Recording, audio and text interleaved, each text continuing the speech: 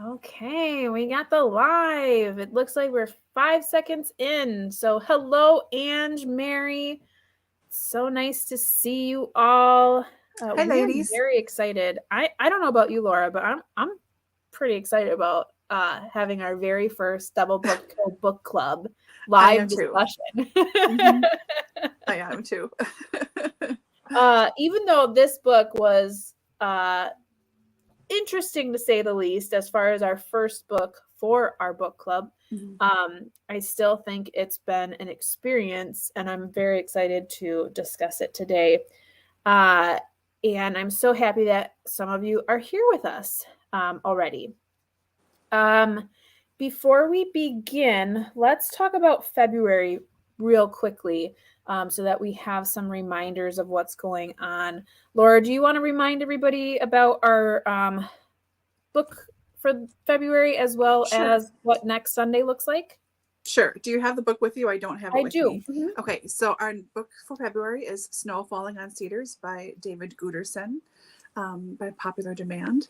So next week, Sunday, we will be doing our usual new product release at 4 p.m. And then right after that, about 4:30 Central Time, we'll be doing, productivity sprints, live sprints, reading sprints with you all. So that'll be here in a new live. But if you want to start the book then, that's when I'll be starting. Probably that's when Dani will be starting too. Please come and read with us. We had a lot of fun last time. And like I made some decent progress. So it seems to be the only way I really read lately is if I do that.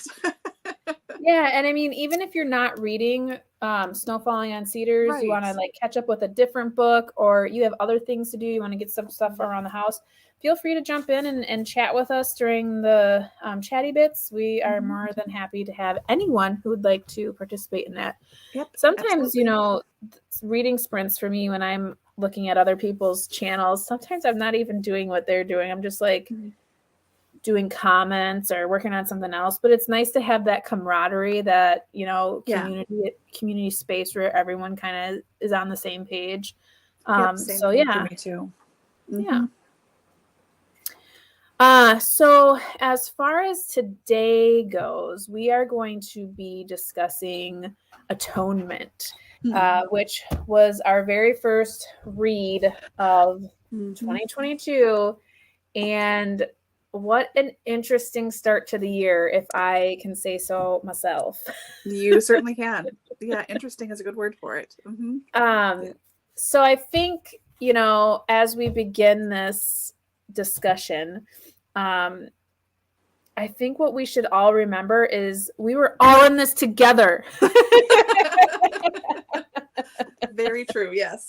But most of all, like for anyone who is in our discussion today or watching this in replay and would like to comment, please feel free to express your opinions, whether they be good, bad, or indifferent, because all opinions are valid, especially when it comes to reading.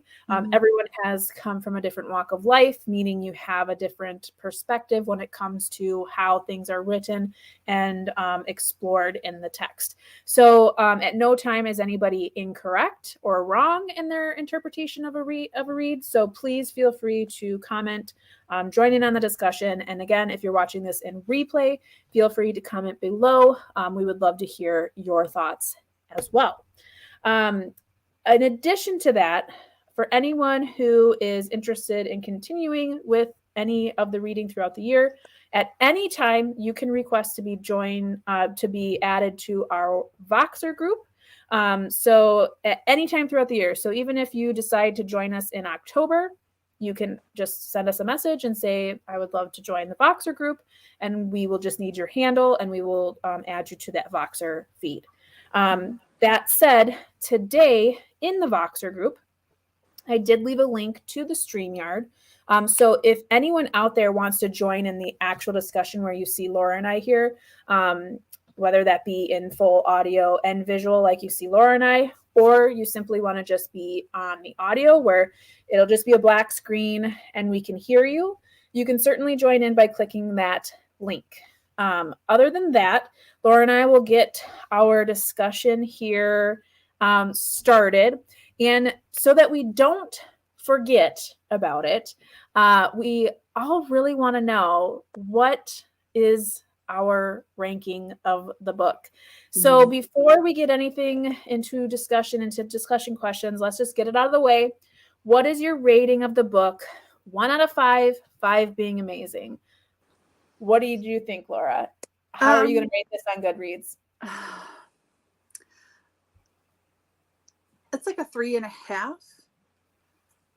I don't know if I'm going to bump it up to a 4 or if I'm going to keep it at a 3 instead. I really don't know. I liked the writing style. I didn't mind it. It took a little bit to get into. I liked the characterization and the settings and everything.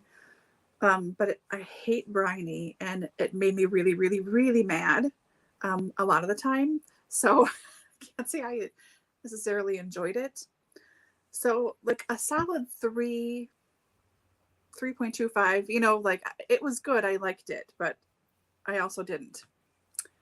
So yeah. How about you? What did you think? So I think you know how I do ratings. I kind of break it up a little bit. So I have I have a rating scale that actually pulls it into an average. So I rate a book based on its content, which is like the writing style, the language, that kind of stuff. My engagement of the read, which is just pure pleasure, like did I like it kind of thing, which is how most people in general like rate books, is just like, did I like it or not? And that is, but that is a factor. And then the final is like creativity. Has this been done before? Is this, you know, something that is an everyday kind of book, or is it something that's a little bit more unique? And in content, I rated it a 3, mainly because of the unreliability of a narrator, which is one of my least favorite things in a book. My engagement was a 2 because it took everything in me to finish this book, because I was so angry with the characters, Bryony in general. I also felt like the majority of the book was a waste of time.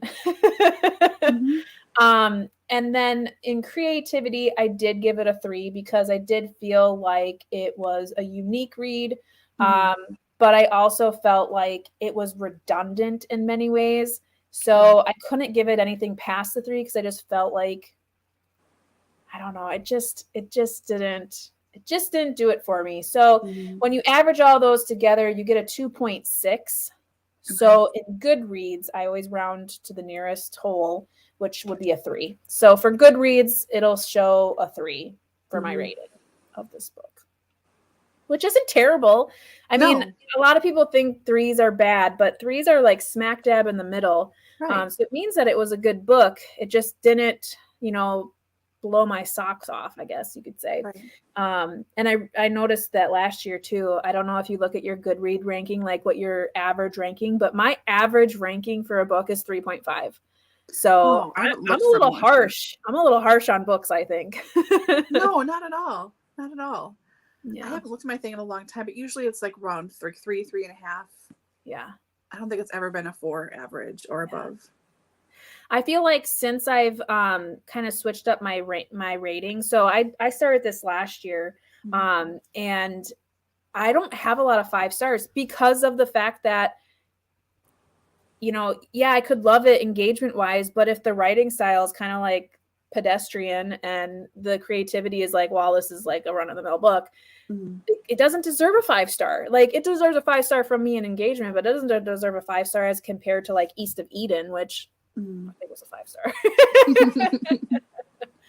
But anywho, let's dive in to some of these discussion questions. And I know for Miss Mary and Miss Ange, you are going to love our number 1 question because it definitely adheres to the reading that you encountered. And Mary, I see you just popped up a question. We will come back to that. But let's get to the very first question of this very important discussion of DNFing. Yeah. If you DNF'd Atonement, why did you do so? And at what point did you DNF? So in the comments for everyone who's in there, if you've DNF'd, please let us know why. Why did you DNF? And at what point did you do so? Mm. We would love to find out. I know Laura and I kind of had a discussion in the beginning while we were coming up with these questions and how happy we were that people felt comfortable DNFing. Laura, do you want to talk a little bit about that? Yeah. Okay. So from personal experience, I have been in several book clubs. I'm sure a lot of you have been in multiples over the years as well. But I always felt guilty, like I had to finish, and I would push myself to finish. There were a couple of books I know I didn't for my classics book group, like Stendhal's The Red and the Black. Oh my God, it was so terrible. And I couldn't finish the Federalist Papers when we finished that, but I really do try. Like, I have guilt over everything in general, but I have book guilt specifically about finishing a book, and I really need to finish this book.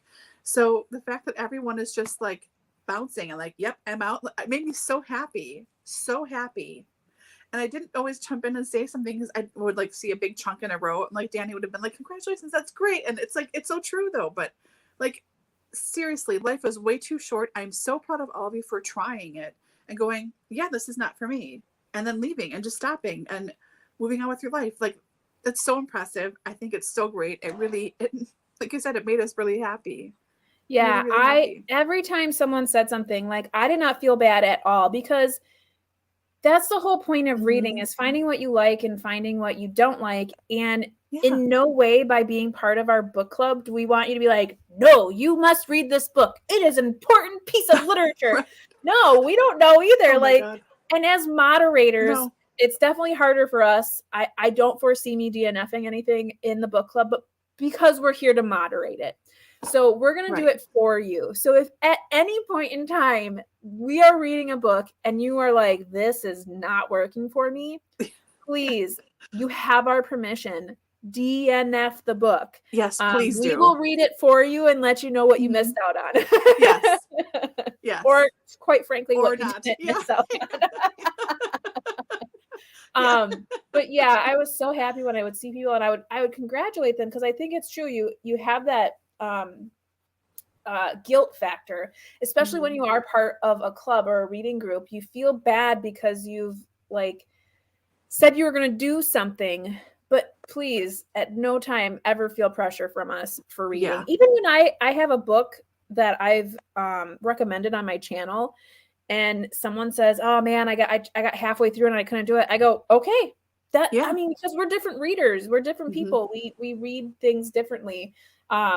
So I mean, I hear it. Let's see what Mary and Ange have to say about it. Yeah. It looks like Mary said it was a slog. Yes, I agree. Especially in part 2. It was terrible. I was like, how am I going to get through this? It's so long. And thank you. That's so kind. We love this book club too. We mostly love everyone who's in it. So thank you. We try really to be inclusive and welcoming, because we're reading books. Yeah. I mean, I don't know why else. I don't know. It's not a dictatorship. I mean, yes, Laura and I have a lot of things that we have to make decisions on. But ultimately, we're here to have fun and talk to you guys about books. And if we at any time make it feel like it's too much for you guys, please let us know, because we can adapt. No problem. Yeah, we want this to be fun for everybody. This should be a fun time. Yeah. Looks like Ange didn't like Bryony and then read the synopsis and it said what would happen at the end. Okay. So that's interesting. So Laura, have you ever done that where you're like reading a book and you're kind of on the borderline of like if you want to finish it or not, and then do what Ange did and read to get to the end? Yeah, I'm guilty of that too. Like sometimes if someone is so insufferable, you're just like, I just gotta see what happens to this bee. You know, like I just have to look. And sometimes I do bounce. I'm like, no, I can't. I don't know that I've ever done that, because I feel like if I do want to keep reading it, then I've ruined it for myself. But what I have done, not so much now in my adulthood, but definitely when I was a kid, I used to like go into like the last chapter and see who was still alive and stuff like that. I'd be like, okay, well, I see their name in here, so they're still alive. Like in Harry Potter. Okay, let's be real. Everyone went to the last chapter to make sure Harry was still alive. I did it. Okay, I did, because I was like, if she kills him, I can't read this book. I can't read this book. Where on the other hand, I think some people were going to the back to see if he was dead because they weren't going to read it if he didn't die. People were doing it in the store at the midnight pickups too. They were trying to like scan the back, and I was sort of like, "It's not my book." Oh yeah. So Ange went back and looked at the synopsis. Good for you. Also feels like it was a slog. And she didn't even get to the incident. Wow, good for you. Absolutely. Gosh, way to go, I think that was my first, when we were first starting to read it in the Voxer group, I think that was the first starts of the discussions where everyone was like, can we just get to the thing that happens? I want to know what happens and like if it's worth it, you know? Yeah. Yeah.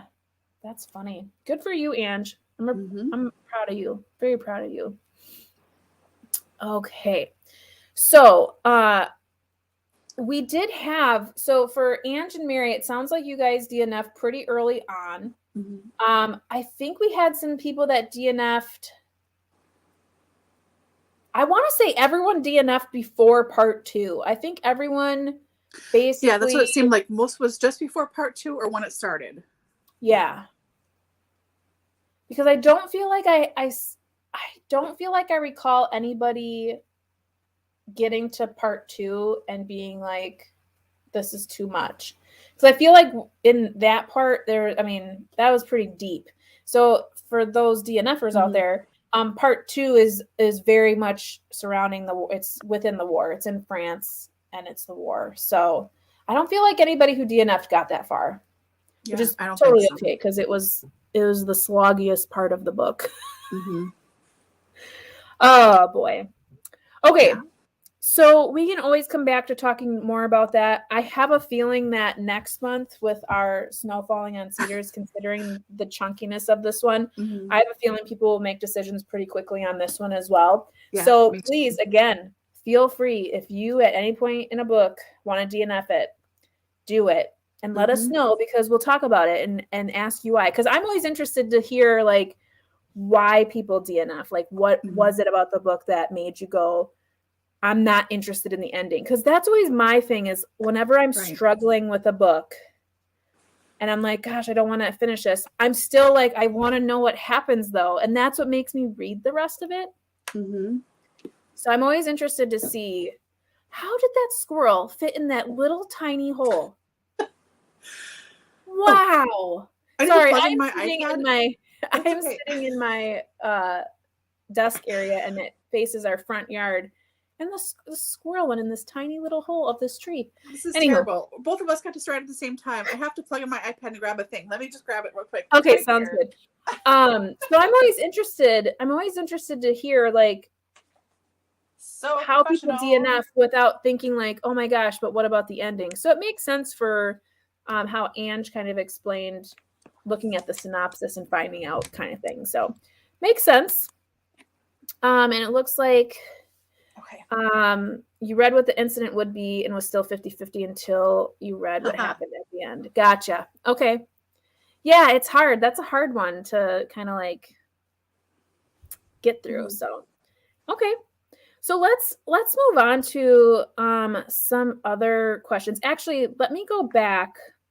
Mary asked a question while we were just starting our DNFing question. Where did we go? Okay, here we go. So Mary asked, how would you describe the writing style of this book? Do you want to answer that first? Yeah, like right away, I noticed immediately, it reminded me very much of like an early Henry James and a little bit Thomas Hardy as well. And those are two of my favorite authors. They aren't easy authors and they do not write about anything usually remotely cheerful. But I really, really like them. So it's descriptive. It's this lush language. But for me, I like reading about landscapings, not really a thing. Landscapes, I like reading about interiors, how things look, lighting and stuff. It sets the mood for me. That's really my jam. So I was really into this right away. And I was like, oh, I've read McEwan before. I've just read, I think, On Chesil Beach, which is a newer one of his. It's much thinner and smaller. And it was okay, but I didn't know that he could write like this. So it made me right away go, oh, I I like this a lot. It reminds me of James and Hardy. But I know that they are not terribly popular. They're classics and they're well thought of, but not a lot of people really read them, I don't think, anymore. So it's not a typical style, I think. It's much more old fashioned and very literary. Very literary. And yeah.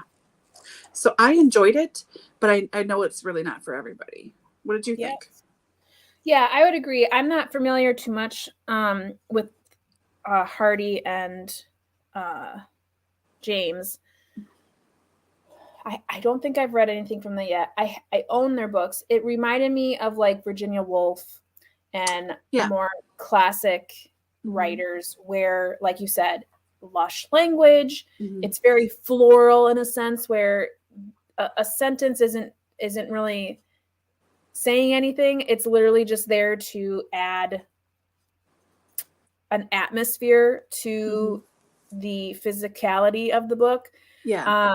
So a lot of times with books like this, I will literally skim read through those paragraphs full of, do you have to do that right now? Yes, My dog is like eating like crazy. This is why I hide in my book room to do stuff like this. Anywho, so you have sentences upon sentences upon sentences of just beautiful language strung together. It's that literary sense, that showing that you can do it kind of writing, which is very Virginia Woolf. Virginia Woolf is one of my favorite authors, but if you read a bulk of her writing, you start to see that she was doing it just to show you that she could do it, show you that she was good at what she did. And I feel like that's what you really see here in Atonement, is you just see a lot of beautiful language strung together, when really, especially in the very beginning of the book, it's a plot-driven book. It's something is going to happen and it's going to be devastating to these characters, and we're going to see how it plays out. But the reader gets confused on that because you're surrounded by these, just paragraphs full of how she was laying on the couch, or what she thought about this vase. And it's all these things that you question yourself as to, like, what was the point of this? Why is this written this way? So to answer Mary's question, how would we describe the writing style? I think very simplistically, it's a very literary driven book. It is something that is more of a discussion piece than it is a entertainment piece. Yeah. So it's like an experience more. Like, you have to be in the experience with everybody. And it's in that first part, especially when you're jumping characters between each chapter, you're experiencing what life is like for them, and you're really with them. You're supposed to empathize and sympathize. And but you're right. This is a plot book. It's not about beautiful language and flowers in a vase 1,000 times over. And the experience of someone with migraine headaches, which was great, I thought, as someone who gets migraines. I thought that was pretty accurate. But it has nothing to do with anything, ultimately. I mean, it doesn't matter. It has nothing to do with the incident. And then the bulk of the book from then on, Yeah, exactly. Yeah. And then Ange brings up a great point too here. You can't get past that flowery language, basically, because you want to connect with the characters, but you couldn't, because it was surrounded by so much other atmospheric pieces that you didn't really know. Were you supposed to connect with the characters? Were you supposed to understand them a little bit more? Because I think, to her point too, when you get into part 2, even though you are in the head of one character, you still don't feel like you even know that person. You just understand their situation. You don't really understand them, which is how they're viewing this one thing. That's it. Yeah, exactly. And Mary, yes, I think he was really trying hard to sound literary. And then, he just was. but then it just becomes easy after a while, and you sort of get lulled in. Like, imagine if you were like accidentally getting monoxide poisoning or something, you know, you just sort of lulled into whatever it is, and it's like, oh, I think something's happening. I'm not sure if I'm a fan, but I'm cool with it. It's like, you know, whatever. It sort of seems like that. Just kind of, yeah, let's just try hard. Yeah.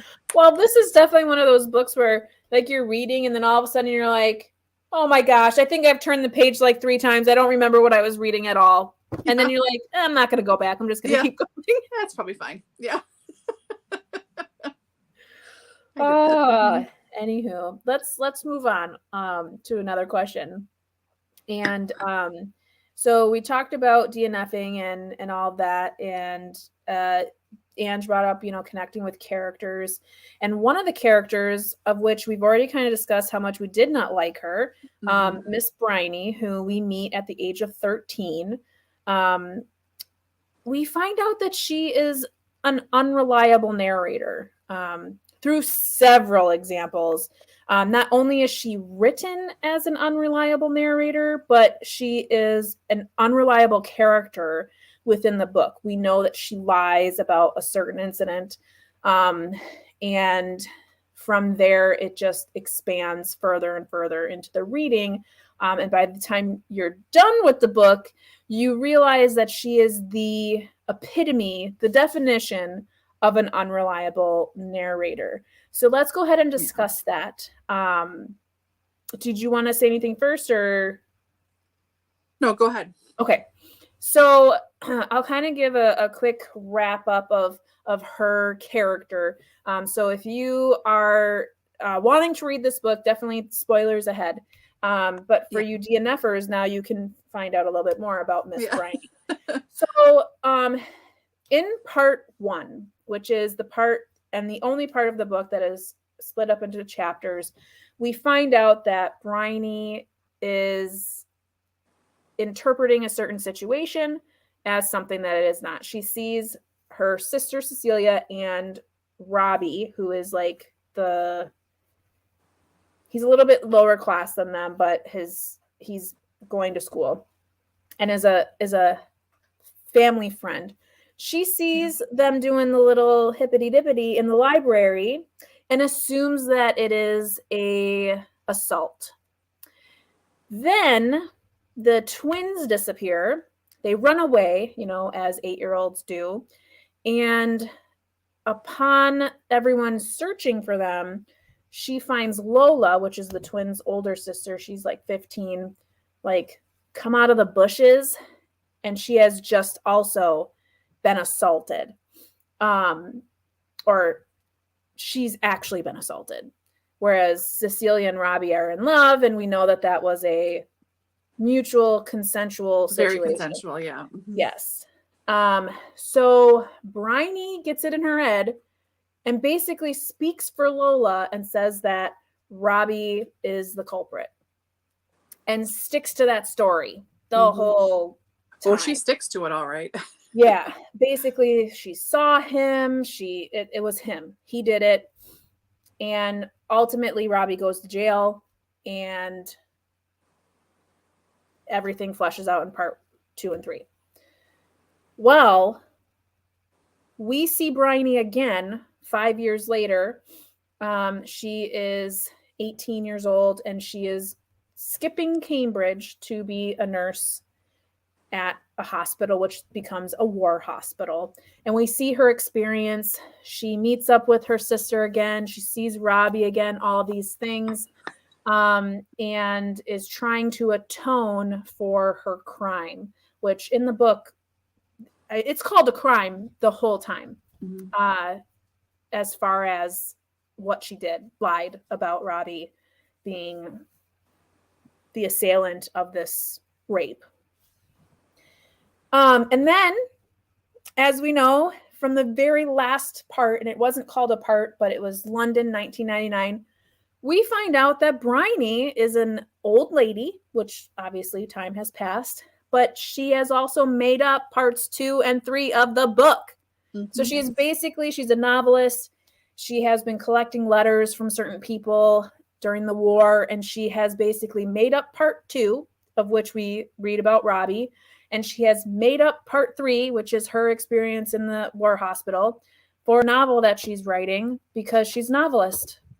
So Ian McEwan has basically created the most ridiculous, unreliable narrator because 2/3 of the book is completely made up by this character. So she's an unreliable narrator because we have no idea what's true. We have no idea what's real, what really happened until we get to that like 5 pages at the end of the book where she is going to a party where they are basically congratulating her for her lifetime of work at this estate where all of this originally happened. And her great nieces and nephews put on that damn play that she wanted to do in the very beginning of the book, and then it ends. Yep. It's so it makes you want to strangle somebody. You're welcome, because it's such a waste of time. Yeah. Mary, you're right. Oh, yeah. So, yeah. Yep. So let's talk about that a little bit. So from our understanding of the book, we know that the very first part, which is the part that had the chapter sections, and then the very last, like almost the epilogue is what it looks like. Those are the only real parts of the book. And obviously I understand this is a novel, none of it's real, but to the reader, the 2 real parts of the book are the very first part and the epilogue. Parts 2 and 3 are completely made up to satisfy Bryony's mind of what possibly could have happened to Robbie and what, she experienced. Right. And then for us too, of course, when we're reading, you think, oh, this is so great. You really get to see Robbie in the war, what that's like when he's trying to get to Dunkirk so he can evacuate. And in part 3 too, you think, oh my gosh, she, has apologized. She's going to right this terrible wrong. They are together. Everything is great. And you start reading that last part and you're like, what the? Yeah. So it does work for you too. I mean, we all, like, oh, this is great. This is, wonderful. I see like the nice wrapping up of this. No. Ian McEwan doesn't care about your feelings. No, he doesn't. Ange has a great point here. Could that be intentional with it being a story within a story? And it's absolutely intentional. Yes. Because when you go full circle and you think about the book in general, you have to ask yourself, what is the freaking point of this book?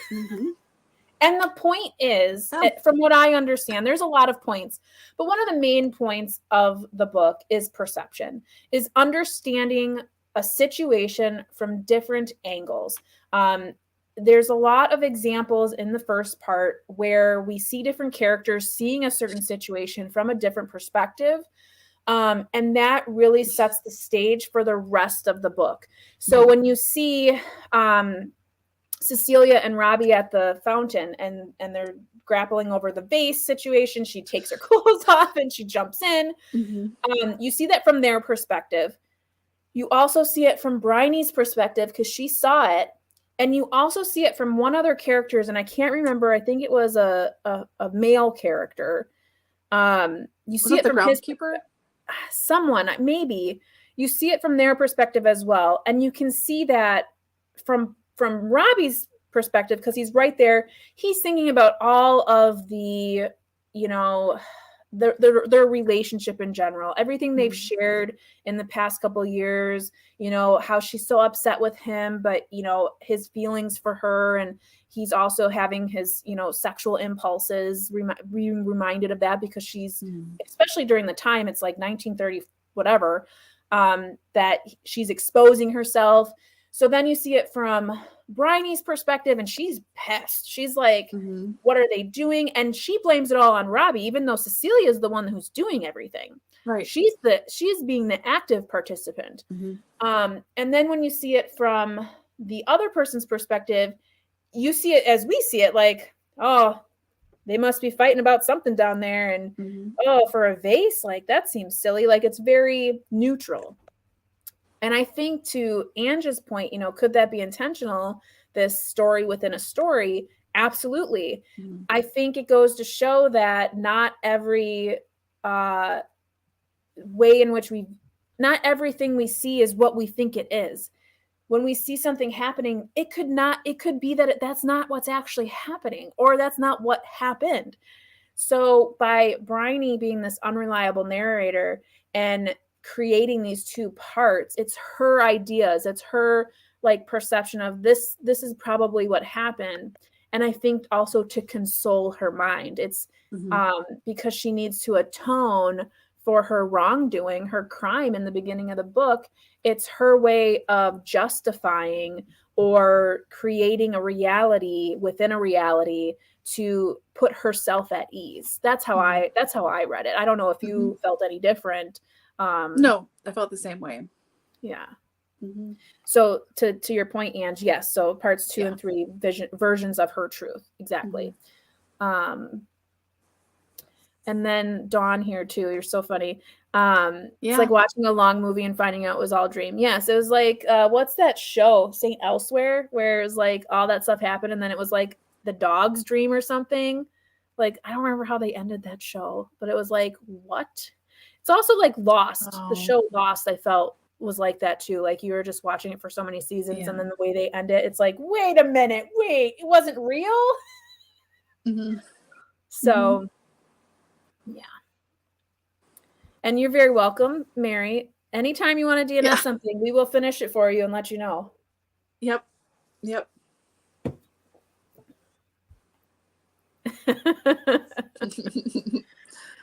And I'm like at a level of like 2 of how angry I could be about like expressing my real feelings, because I could like really scream out my entire like discussion here, because this book was unnerving. My number one most hated writing is unreliable narrators. I hate them. I think they're stupid. I don't like them when you can. Yeah, I don't like them when you know that they're unreliable as you're reading it. There was one book, I don't know what the heck it was. It was science fiction. I read it back in the late 90s when I was in college, and the narrator we thought was reliable at first, and I have tried for years to read this book, believe me, and I can't remember it. I can't figure it out. But like there's someone else said, like, that he's just a liar, right? Like a conversation about this person out of their hearing in the same room. They're like, oh yeah, everyone knows that. So like that was okay to me. Then to follow then that main guy again, and he was unreliable. That was fine. But this is the only instance that I have been okay with that, because I do get so furious. Like Gone Girl. I hate that book. I hate it. It made me so mad because of unreliable narrators. Both of them are the biggest a-holes. I cannot stand either one of them. It was just like a one-upsmanship about who could be the. I threw that book across the room. I couldn't finish it. So yeah, unreliable narrators, so infuriating. They're so infuriating. Oh yeah. We could be swearing and yelling right now. Yeah, both of us. Yeah. Especially because it took like a lot of time to read this book, because it is so literary that you get stuck in a lot of it. Yeah, and it's like all I wanted to do is just be done. It's hard to skim. I did skim a lot of parts too. I skimmed a lot of it, but it is hard because you have to go back and make sure you didn't miss any like pivotal points. Right. But then when you realize after reading 2/3 of the book that none of it even mattered. Yeah. Like, oh well. Dawn had trouble liking any of the characters. Yeah. There were not too many positives. Yes, I didn't like any of the characters. I mean, I feel like you're supposed to like Robbie, but when I was reading through part 2, and obviously that's not really him anyways. Right. Even when I was reading that, when I thought it was what happened, it's not like he's likable. It's not like you're trying to, you empathize with his situation, but like I said before, we don't really understand the characters. And obviously knowing now when you're done with the book, you can't really know the characters because they're not real. They're visions of Bryony's, assumption. And throughout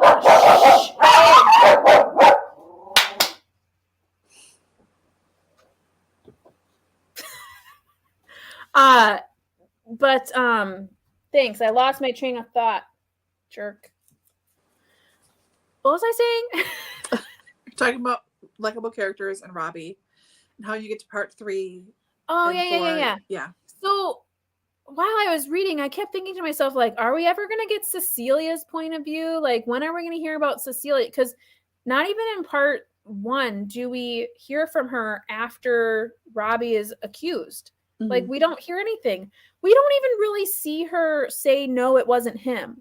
Like, ever. I don't ever recall her saying, hold up, everybody. It's not true. It couldn't have been him.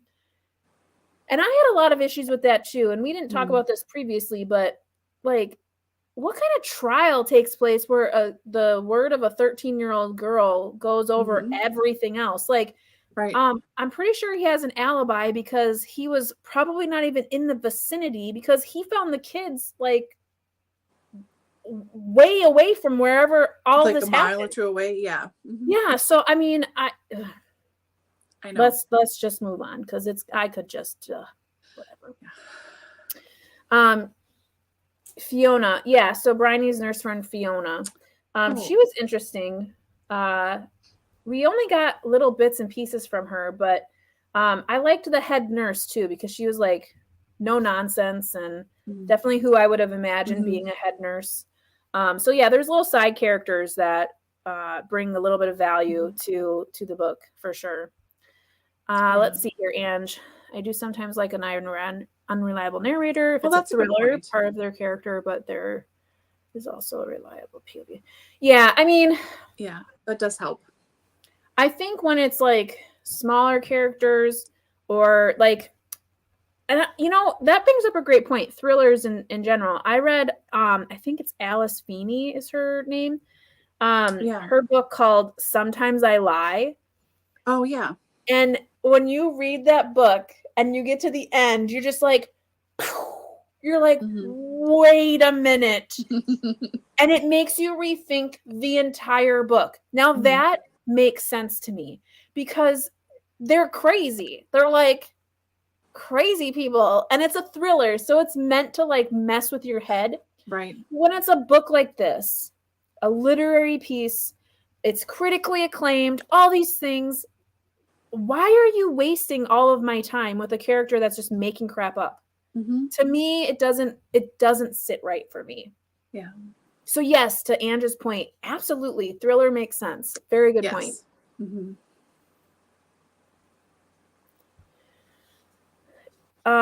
So is that when class comes into play? So what Ange is referring to is the class difference between the is it Talus's is their Talus. name? And Robbie. Robbie's mom is like was the housekeeper, yeah. And they were kind of like taking him in because he is showing so much what's the word I'm looking for? Promise. Potential and promise of being something great as far as his ability to learn. So he was going to school for a doctor, and the father was putting towards that monetarily. And we did talk about this a little bit in the Voxer group, is like that class difference and how the word of a 13-year-old girl who happens to be part of the upper class is going to go much farther than a man who is the housekeeper's son.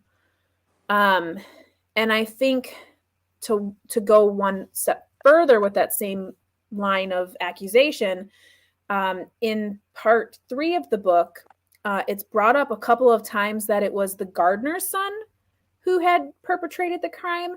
And again, I think that was the high class just pointing the finger at someone of lower class, because why would someone of upper class do such a heinous thing? No, they're well-mannered and they know better. They're intelligent. They exactly. And spoiler alert, in part 3, Bryony basically takes back what she says about Robbie and then points the finger at that Paul Marshall, who in that part 3, which we don't know if it's true or not, because obviously we don't know what's real, that he then marries Lola. So she actually marries her rapist, is what you're supposed to understand. And I do believe that she says that again in that last epilogue piece where they're like Lord and Lady Marshall or whatever, and that she can't publish her novel like outing them as the actual perpetrators until their death because of, obviously legality. But again, she's not really sure. So she's still just pointing fingers, still just like, well, it could have been them because he was of the same height or whatever. So she's just a liar, just an all-around liar. But again, yes, the class thing, because when it originally happened, the incident, that is, I thought it was Paul right away because of that really weird scene where he comes into the nursery where Lola and the twins are. He sits down and then he has this really awkward conversation with Lola. Like, it was super creepy to me. Like, I immediately was like, this guy's weird. Like, this, I know. like the candy man, the guy, the chocolatier, comes into the room and doesn't he like take his shoes off or so? He does something really weird. Yeah. And then he has this like really weird conversation with Lola, and she's acting a little bit older than she is. Like, I feel like she's trying to like play along in a sense, but obviously she's not mature. She doesn't understand what she's saying. She just knows that she's trying to act all prim and proper and ladylike. That whole scene, I was like, this is weird. And at the time, I didn't know what was going to happen. So when she comes out of the bushes, I was like, oh my God, he totally got her. And then it went out the opposite way. I was like, what the hell? What the hell happened? What's going on? So, yes. I know. I thought it was him too. Like, the whole time they were talking and having that conversation, I was like, this is so gross and creepy. Like, girl, get out of there. What are you doing? The twins bounce after they get chocolate. They're like, yeah, I'm not staying here at all. So she just stays there to like flirt with the older man because he's available and he's like coming into money because he has this chocolate factory and he's going to be probably worth a lot more money. So she's like, like you said, acting older, flirting. Like, no, this is creepy and weird. Get out. Don't stand there and listen to this guy just ramble about nothing. Like, ugh. Yeah. Well, and especially because he was like unknown to everyone. So he was so comfortable just randomly wandering around this house and then going into the nursery where the kids are, which I don't know what adult seeks out the children. I know, single to male. have a conversation with the children. Yeah. It was really weird. Was he even supposed to be there? I thought it was just their brother coming home. He was looking for his room. Right, but I didn't think that he was even supposed to be coming along on that trip. I thought it was just the brothers coming home. I didn't remember being the friend saying. Yeah, so Leon was coming home and he brought a pal, basically. Okay, yeah. Probably to smooge it up. Yeah. Anyways, yeah. Yeah. But a lot of great comments here about that situation. Yeah. The cousin was so... she didn't know what was happening. She couldn't see her attacker. And then when Bryony steps in and was like, it was Robbie. I saw him. It was him. And she's like, maybe it was him. She didn't know. She really couldn't say yes or no to that. And she even was like, I don't know. I don't think it, I can't imagine. And she's like, nope, I saw him. He was there. He did it. It was him. So yeah, no, I don't think she really, and that's the other thing. So they marry in the end, but again, we're not sure if it was him because it is what it is. And considering the time, the era, I mean, we still have situations of assault where women they know their attacker, but date rape situations or anything like that, they still go on to be with those people. So I mean, it's not uncommon that this would have happened where she would have been assaulted and then still carried on a normal life with the attacker. Right. I mean, we have many women that live in situations that are a constant abusive situation. So I don't see it as uncommon for her to have married him, even if he was the culprit.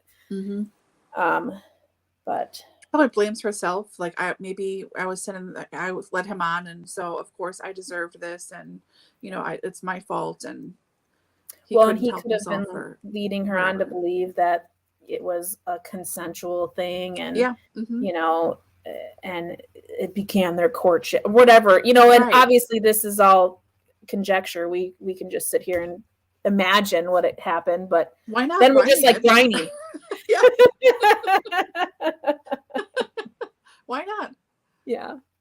Well, let's move on. We've had a really great discussion. We're already 50 minutes in, and we've had 2 discussion questions. Oh my gosh. So let's kind of move farther in here. Mm-hmm. So, and we can kind of speed through a few of these because we have touched on a lot of the questions so far. But the purpose of parts 2 and 3. So the next 2 questions really are about those 2 parts. So we have, what is the purpose of part 2 with Robbie's experience in the war? And then what is the purpose of part 3, which is Bryony's experience in the hospital, which becomes a war hospital. And I think, as we've kind of mentioned throughout our discussion, you know, both parts are, we find out later, they're not real. Doesn't matter, yeah. Bryony's, you know, thoughts of what possibly could have happened. But what does it mean for the book? What does it mean for the reader? So specifically for part 2, we have Robbie's experience in the war. What do you think what's the purpose of that? Why have this large part so succumbed within the war? I mean, we see like traveling, we see actual bombings, we see people being injured. What's the point of all of that? I don't really know, because it, like you said, it just doesn't matter. I think you're supposed to find Robbie more likable, even though he isn't necessarily likable in that part. But you're supposed to, I think, relate to the war experience and every soldier who's been there. And this is just one more perspective. And there's no reason why it couldn't be true. And this couldn't have been someone's actual thing, you know, actual experience. And trying to struggle to get through all those miles injured and seeing everything around him to get to the beach to try and get home. Like, he just wants to get home so badly. So we're supposed to really, really feel for him. Like, oh my God, this poor schmuck. He has had the crappiest luck. He's so bright, you know, first in Cambridge. This lie happens. He goes to jail, and he gets out of jail by serving in the war. And he's just trying to survive and get home. So I think you're really supposed to be like, oh man, Robbie, you know, what a great person, and so unfair, and you know, let's bring him home. I think it's just supposed to be all that stuff. You're really supposed to really, really feel for Robbie. Right. What do you think?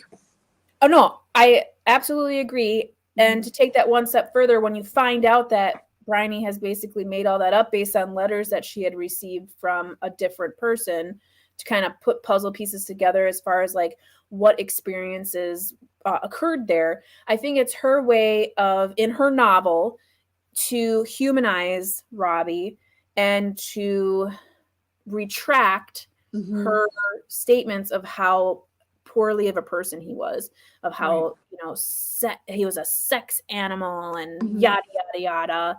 And it was her way of saying, like, he was a really great person. He served the country. He had all this potential. It was taken away. He was stripped of his human rights, basically, by going to jail. And even in that section, there's very few occurrences where he looks back and like blames Bryony. Like, there are that's true parts where he like briefly mentions it, but even then I'm like, man, I'd be a lot more pissed.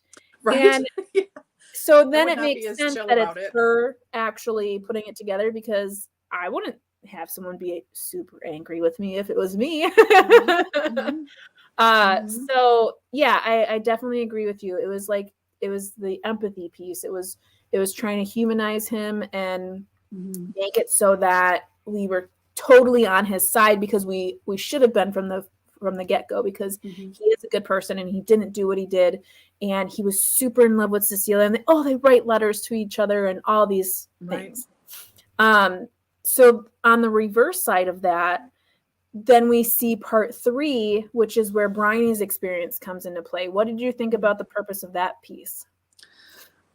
I think, like you said, how we find out that she was writing that Robbie sort of forgave her, or it was not a big of a deal, and it was sort of okay that even though she accused him, he's proud to do his part, whatever.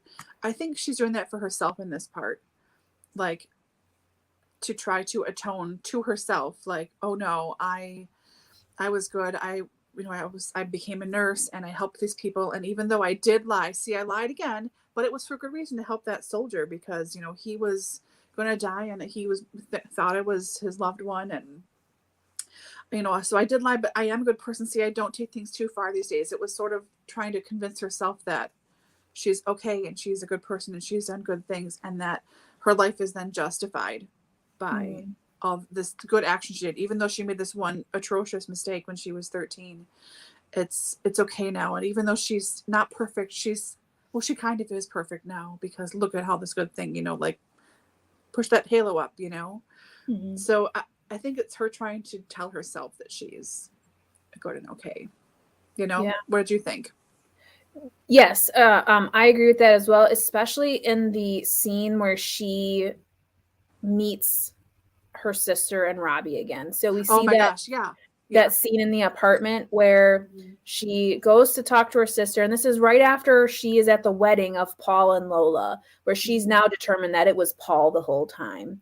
And she goes there and she has this meeting with Cecilia and Robbie where she is basically outed as a terrible person, and she acknowledges that, and she's grappling with that, and she understands, and she knows that they can think the worst of her, and she just wants to know how she can rectify that. And but at the same time, she's so happy that they were able to find each other and they deserve that and all of these things. And that moving forward, she's going to write her parents a letter and let them know that she lied and that she's just a big phony and all of these things, which is why in the epilogue, I'm going to call it, it's not called an epilogue, but I'm calling it an epilogue, is why it is so infuriating to find out that none of that actually happened, that Bryony never sees them again. They never see each other again. They both die. They just both get killed because of the war. And yet, chances are, had that not happened to them, they probably would not have had any of those things happen. Robbie would have went on to be a doctor, and he probably would have been a doctor at one of those war hospitals. And Cecilia probably would have continued her education at Cambridge, and they would have probably been married and had a very fulfilling life. And Bryony herself, it doesn't seem like she really got too much out of it. She has Alzheimer's, so she'll lose her memory. It's so sad. Yeah, so sad for you. But a very long, fulfilling life. I mean, the end of the book is her being congratulated by her family of how amazing her career has been and all of these things. And it's like, good for you. Like you made up half of the book for me, and I don't even know what side is up. So, I mean, the purpose is for her to be like, see, I've atoned. I have, because I did all these things. But as a reader, we don't know what's true until we get to that last piece, the epilogue, which I do believe in there. It did mention that she did do some nursing or whatever. But I mean, her main career, her way of making a life for herself is as a novelist, which we know from the get-go has always been her thing. Is making up stories. So, I mean, yeah. And we'll get to that final question soon, because that'll go right into the end of that, but I don't want to get to it too soon. But getting into our fifth question here, which goes along with those last two questions, is, how do we feel about the bulk of the book? Parts 2 and 3, they're from Bryony's imagination, for the purpose of her novel. How do we feel about that? And I feel like we've talked about it a lot already, but one last nail in the coffin. What are your thoughts about this being a totally made up portion of the book? I don't know. It's infuriating. I mean, the whole thing is infuriating. You just want to smash someone's face. It's a nice story. I don't know. It just makes me angry. Yeah. Yeah. You? Yeah, me too. And I think, you're familiar with Beth Ann. I would love to have found out what her thoughts were, because I bet she would be the exact opposite. She'd be like, well, this shows how, Bryony's mind works as far, like she would have more reasons of like why it's so important that we have this unreliable narrator in this particular book because of the circumstances of the first part, that perspectives, how people see things, and how things could have played out and whatnot. But as a reader myself, being someone who does not like unreliable narrators in stories like this, I just felt like when I got to the epilogue piece, I was like, you have got to be kidding me. You have got to be kidding me. Mm-hmm. All of this time and effort. Because when you're reading a book like this and you're trying to understand a situation and you're trying to understand a character, you spend a lot of time going over certain lines and understanding why they're doing something a certain way. And when you get to the end and you realize that it was all for naught because it's all from the imagination of the one character that you are already super infuriated with, it's like a slap in the face. Yeah. It's so terrible. But it is what it is. Yeah. Now, I know you've been waiting to get to this question, as you've seen the film prior to reading the book. So, and you from what I recall, like the film, the green dress, all that. So, excuse me, for those of us who have seen the adaptation, I have not. I have only read the book. For those who have seen the adaptation only, or have seen it recently or anything like that, what are your thoughts as compared to the novel? How do you feel like that was adapted, and did it do a good job, and did you feel like it was the same, that kind of stuff? And Laura, since you've seen the movie, I think you go ahead and run with this one. Yeah. I'll try to rein it in. So this was like 2007 or 8, I think this came out. So a while ago, 15 years ago ish. I saw it in the theater. Because I had a crush on James McAvoy. I shouldn't say I still have a crush on James McAvoy. I mean, come on now. I know. I mean, that's partly why I like Robbie, because it's James McAvoy in my head. And I like Keira Knightley too. And I just, the whole thing, like period piece, England, war, blue, whatever. I was like, yes, here for all of it. And of course, yes, the green dress too. So from what I remember from the movie, it was that it opens with this old lady saying like generic things like, I didn't know that what I did, blah, blah, blah. And you're like, okay, great, old lady, but whatever. And then you're back in 1935 and you're spending time with the Tallases and with Robbie and his mom a little bit, but I don't remember anything about the twins or Lola. I don't remember anything about them at all. The dad was really not around, not really a thing. The mom was sick, but don't remember why. And it was all flirting with Robbie and Cecilia. So you see the two of them, you're with them a lot. And you see occasionally Bryony's like looking in the doorway, or she's standing in the hallway and she's hearing them talk about something. It's all innuendo, but she doesn't know it's innuendo because she's 13.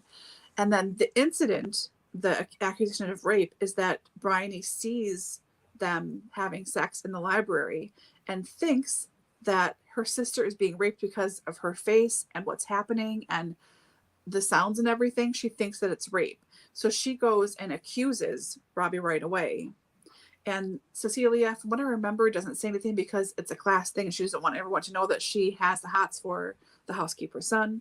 And he gets, I don't remember if he goes to jail. I think he does. And then it takes you to the war and you're with him in the war. And you see Cecilia doing her part in the war as well. They do meet. I think they do meet briefly for like a minute, or they just cross paths or something, but then that's it again. And then it ends at old Bryony, who we know is now old Bryony, and she confesses that she made up the thing. She realizes now that it was consensual and they were really in love. And I, tried to atone for my sin of lying about this crime by telling the story and making it all okay. But really, he died in the war. She did too. They never met each other again. I feel so terrible for ruining my sister's life and the life of blah, blah, blah. But I'm hopefully this atones for my sins. That was the movie. That's what I remembered. So reading the book for me was weird because there's all these new characters and Lola and the friend, and I don't remember an older brother at all. I mean, maybe he was there, I don't know, but there's a lot of stuff that's coming up and moving, like different moving parts, and I was really confused by a lot of the things. And then in that second part where Robbie's in the war, I was like, maybe this is different. And I really thought in parts 2 and 3, maybe that was just a twist that the filmmakers made, that really old Bryony was not the liar and she didn't really do this stuff, but no, she totally did. So as I was reading, I was sort of skimming, reading, like, okay, yeah. And then the end just, yeah, it's more infuriating. Mm-hmm. It's more complicated in the book, of course, which makes sense. But it does follow pretty closely. Mm-hmm. I do want to watch it again. Yeah, I definitely want to see it, just because when I've read a book and I know it has a movie, you know, I do like to see and compare. And Yeah. I think what you had mentioned, like you didn't even know there was an older brother like this Leon. Yeah. And Jen in the Voxer group brought up a really great point about that. Is that we anticipate this person's arrival for like 3 or 4 chapters. Like Leon's coming. I got to put this play on for Leon, and Leon. And then he gets there and it's like nothing. Yeah, it's Paul. Yeah. It's like Leon who?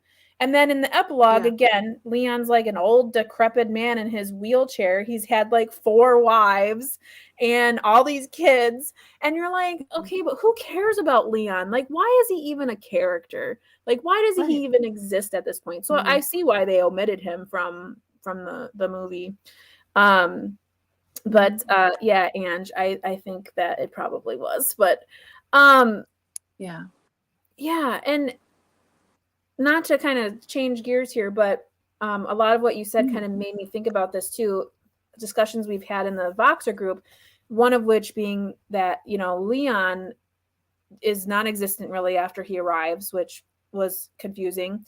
But you mentioned too, like with Bryony and her understanding of things at the time and her misunderstanding sounds, faces, things that are happening. Jen also brought up a really good point when she, receives that note from Robbie that she's supposed to take to Cecilia, and it's the wrong version of the note. It's like the naughty version. Right. And it has certain words in there that we as adults know, but the average 13-year-old, especially in 1935 or whatever it was, is not going to know what the C word is. Right. So for her to have saw that note and know exactly what it all meant and be so appalled, at the time I didn't think of it until Jen said something and I was like, oh my gosh, you're totally right.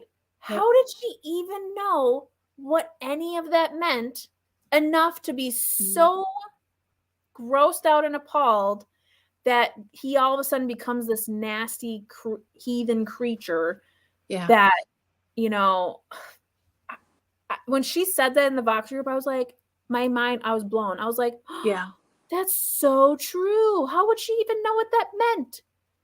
And even if she could like kind of read between the lines, why does that immediately mean? And I get like the time and how people talk, but Jen also took one step further and was like, if I received a note like that, like not being Bryony, but being Cecilia, it wouldn't turn me on. It wouldn't be like, oh, I love you, Robbie. It'd be like, dude, you need to take care of yourself and like go and sit in the corner for a while. Maybe you should skip dinner tonight because you're kind of gross. Yeah, I know. Maybe just take like 3 steps back from me at all times. Thanks. Yeah, like, dude, you need to calm down. Like, yeah. Oh, yeah. So I definitely, I mean, I want to see the adaptation. I know I've seen it. Like, I remember when it came out. I remember it was a big Oscar year, like very prolific film. But it's one of those movies where I feel like you have to like be in the mood for it because you know it's not going to end well. It's with a title called Atonement. You know it's not going to be like a happy-go-lucky, everyone's going to have a happy ending. And for me, like when I watch a movie, I have a hard time with movies that are like that. So I have not seen it because I have not, in the 15 years that it's been out, been in the mood. Mm-hmm. Understandable. And then at the end of it, my friend and I were both so aghast at the end. I'm like, wow, that was a great twist.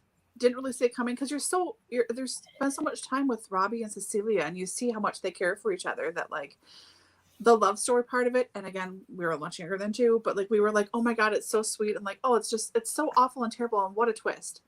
That's what we like just thought of it. Mm-hmm. It wasn't Bryony is such a jerk. What a terrible person she is. You don't Mm-hmm. think logically, like, she wouldn't know what this note meant or whatever. Like you're just like, oh, Robbie and Cecilia.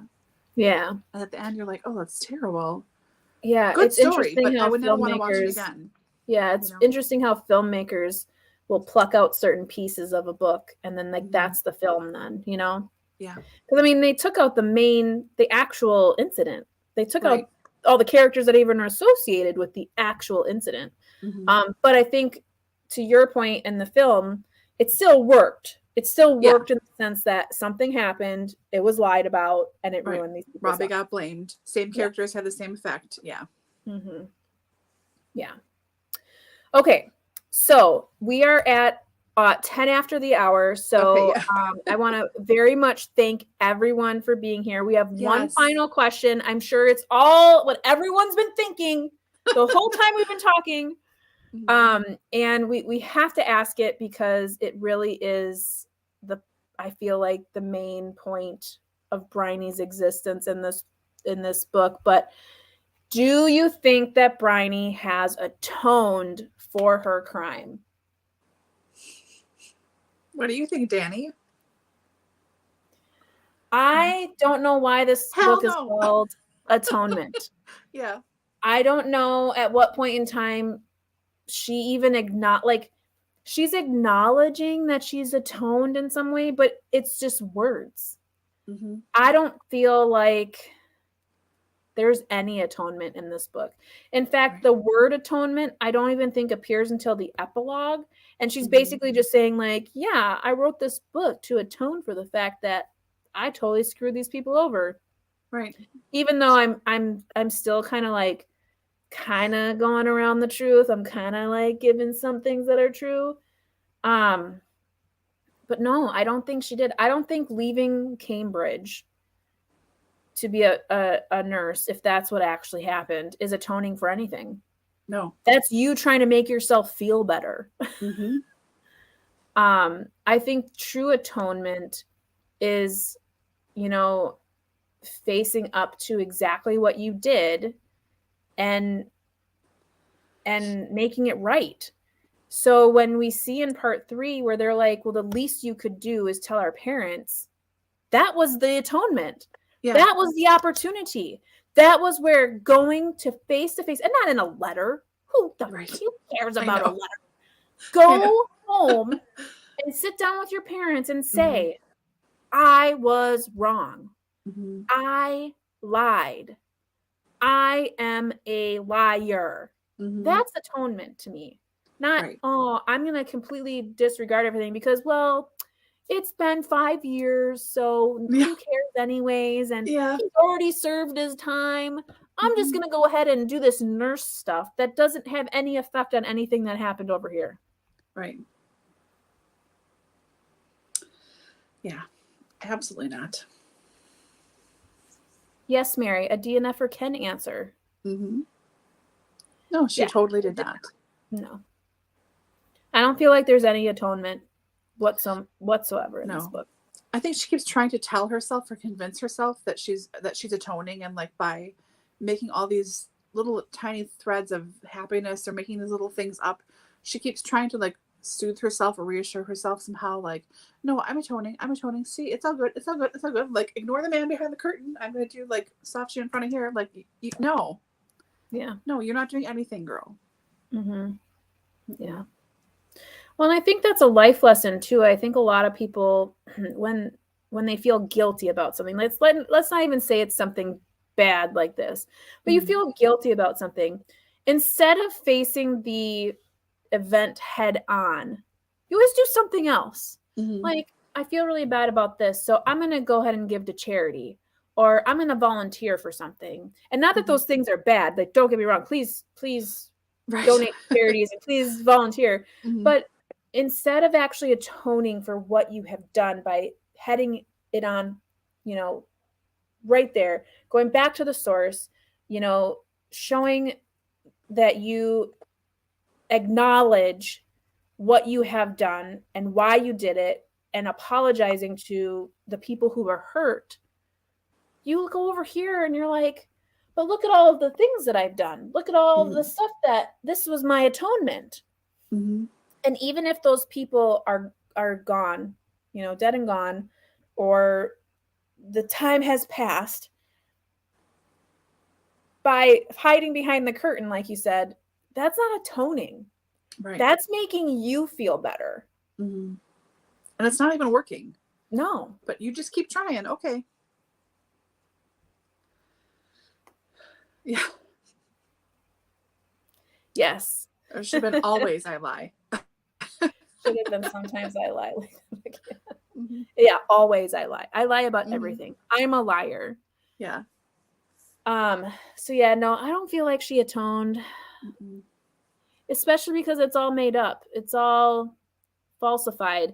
And by writing a novel 60 years after the fact to basically out yourself as a liar, that's not atonement either. That's not atonement. Right. I don't know what that is, but it's not atonement. So just so you know. Yeah. But yeah, so those are all of the questions that we decided to yell about today. Yeah. Very not argument, but heated discussion here, because it was so infuriating, this book. Now, yeah. Do you, Laura, since we know we both own this book, are you going to keep this book? I am not sure. I might hang it around for a while. I'm going to rewatch the film probably this week, and then I will decide. But it's like 50-50. I might get rid of it. How about you? It's sick, but I'm in the same zone, because it's like, it's somewhat of like a classic. Like when you see this book, you know it has significance because of I'm not going to call it hype. I don't think this book has hype. Right. What I think this book has is it's a significant piece of literature because of its just uniqueness of this unreliable character. And then with the film itself. So like, I'm in the same boat. I'm just like, do I keep it just because like I own it and like I own this book and I read it? Or do I unhaul it because I hated it so much? Which I didn't hate it. I mean, again, it's a 3-star read for me. Made me so angry though. I mean, but it made me so mad. Yeah, normally if a book made me this angry this often for this long, I'd be like, no, out. But absolutely not. Absolutely not. You'd be out the door. But I don't know. I know. I mean, I'm not going to put it on any of my like, I love this bookshelves. I mean, it's going to go in one of the double stacked in the back. I've read this, I own it kind of stack. Yeah. But half of me wants to get rid of it just for spite anyways. I know, because screw you, Bryony. I'm not going to keep it on my shelves. Mary says her copy goes bye-bye. Mary's like, we're done. Yeah. Congratulations, Mary. Let's see. Dawn says she is glad she read the book because all books she's read felt like 5-star reads. Yeah. Amen, Dawn. I hear you. There you go. You have to read the really crappy ones to realize how all the other ones are pretty good too. That has not been working for me. I'm literally considering DNFing Eat, Pray, Love, and I have like 70 pages left. So you can I have to finish it. I just have to finish it. So, but yeah, that one isn't good for me either. But it's an easier read than this one for sure. And you finished this one, so yeah. And just happy she went to the library for this book. I'm happy for you too, Ange. Absolutely, yep. Yeah. Okay, well, I want to again thank everyone for being here. This has been a fantastic discussion, even though a lot of it has really hurt the back of my throat. I feel like I've been yelling. Trying not to yell, but still yelling. Yeah. But quite honestly, I think for our first book of our DoubleBookedCo book club, what a fantastic book to start with, because it really opened up the opportunity for all of us to understand how inclusive our group is, and how much we appreciate those within the group as far as like your thoughts, your opinions. Though we didn't really like the book all that much, I know there are readers that did, and that's perfectly fine too. We all find value in different ways. Yeah. And there definitely is points of value here, and we just didn't talk about it today. But we want for the future for all of you to know, definitely your opinion is valued. And if you decide to read a book, that's great. If you decide to DNF a book, that's great. If you decide to skip a book, that's great. We are going to be here for you no matter what you decide. So as you continue through the year with us, just know that we're here for it all. We're here for it all for sure. And we will definitely see you next week if you're interested. Again, that's on the 6th of February for our productivity sprints. So if you're familiar with how our channel operates, every other week on Sunday, we'll have like our live launch of our new products for DoubleBookedCo. And that's always at 4 p.m. Central Standard Time. And then for next week, we'll put those reading sprints right after. So about 4:30, we'll jump into a different live stream for the productivity sprints. And like Laura said, we both will be starting this book. But you can read whatever you want. I know in the first productivity sprints, I think there was a few people that were like, yeah, I'm going to DNF this. I don't like this book. And that's totally fine. So that's a good opportunity to start the book and see if it's something that you do want to read. I'm always envious of people who like know themselves well enough and know a book well enough to be like early on, be like, yeah, I'm out. It's just not for me. Because I always second guess myself. Like I should give it like to the halfway point. Like, no, I shouldn't. If I don't like it, just stop it. But I can't seem to do it. So very impressed with everyone who was like, nope. Yep. Nope. I'm out. I admire them because I know I can't do it. So so we'll be here for that on that Sunday. And typically, I know today was a little bit different on timing. It's my stepdaughter's birthday today, so we are going to grandma's house for dinner. So that's why I had to push it up to 2. But typically, you'll always see us at the 4 p.m. Central Standard Time. So today was just a little bit different, but yeah. Okay. Well, that being said, Laura, is there anything else that you wanted to add, or are we all good there? No, we're all good. Thank you everyone for being here and chatting and DNFing and or reading. And Dani, thank you for hosting and everything. I mean, this was fun. Infuriating, but fun. Yeah, infuriating, but fun. No, I always love talking about books, good, bad, or indifferent. And I always love chatting with you about books. I mean, I know we read a lot together, but so everyone in the comments, thank you so much. Yes, thanks everyone. It's been such a pleasure. Thank you for joining in. And we really enjoy your thoughts. So we hope to see you next time. But until then, please read something better. And lower that blood pressure, everybody. But yeah, we'll see you guys next time. It's been a pleasure. Bye, everyone. Bye. Take care, everybody.